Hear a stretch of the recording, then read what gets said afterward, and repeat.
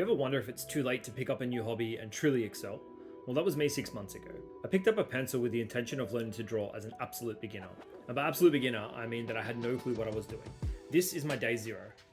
I've seen countless videos where people claim to be beginners, only to reveal that they've been drawing since they were kids and are now beginning to pursue an art career. That wasn't me though. I just envied artists and was in awe of the incredible art and the content that I consumed. But I never tried to draw myself because I believed that I just wasn't blessed by gods. So as a 31-year-old who drew like a 5-year-old, I decided to give it a shot. Here's where I am now. I still draw monstrosities that are far from remarkable, but there is improvement. And I think this is a reasonable showing of growth as an absolute beginner. So how did I do it? Over the last 6 months, I had successes, but I made a ton of errors along the way. Had I known these things 6 months ago, who knows how much further I would have progressed. I believe there are two clear factors that contributed to my growth. One is super easy to implement, the other is not so much. But I'll get to those. First, the errors I made taught me so much, and there will be a battle for you too if you are not careful. It's so easy to say, and you've heard it, I know you have, I heard it too, but your tools do not matter. This is all the stuff that I've purchased over the last 6 months. 4 sketchbooks, rubbers, malleable rubbers, pencils, inking pens, a mechanical pencil because it's so vital, a digital tablet, and 4 different brush packs, and literally none of them helped me grow. If you're starting, this is what you need: a pencil set with a few different shades, a kneaded eraser, and a sketchbook. By all means, go nuts and buy whatever you want. I had big dreams of becoming a digital artist when all I needed to do was draw simple shapes on pieces of paper. But the amount of time I wasted looking at the different types of digital brushes or the type of mechanical pencil an artist used was an actual joke. Spend your time better, just draw. Speaking of wasting time, I knew it deep down, but apparently I am the king of procrastination. The amount of times I would end up on YouTube deep dives about character design or environmental design, all of these wild things, and then go back to drawing my circles and squares. It's not a good use of time.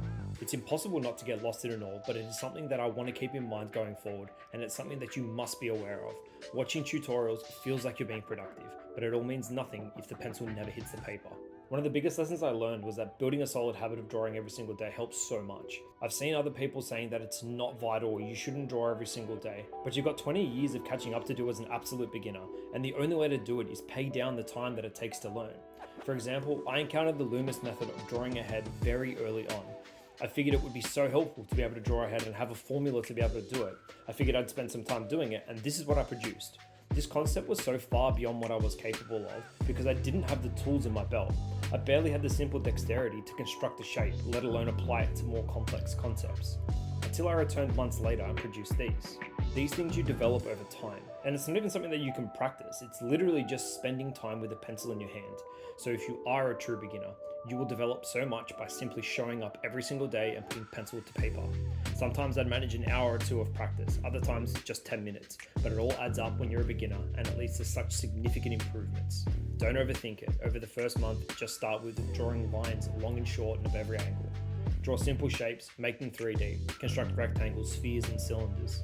Experiment with one-point perspective. Just draw everything in your room and experiment with quick gestures.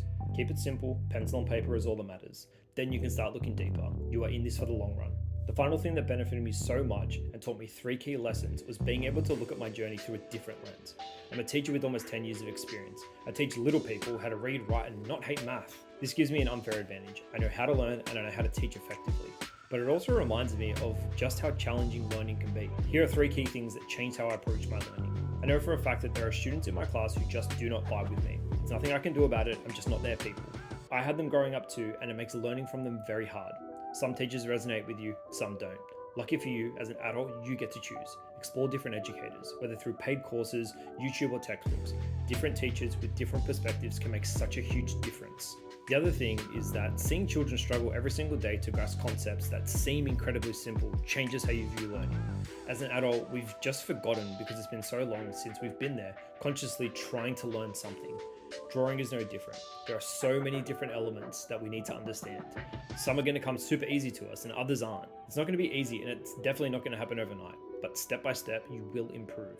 In the classroom, we only have a very finite amount of time and how we use it is so vital to growth, and it is no different for us as learners. Time is all it takes, but how you use that time is going to make all the difference. If you stuck around this long, subscribe and follow along. Let's see how far we can go together. See you in the next one.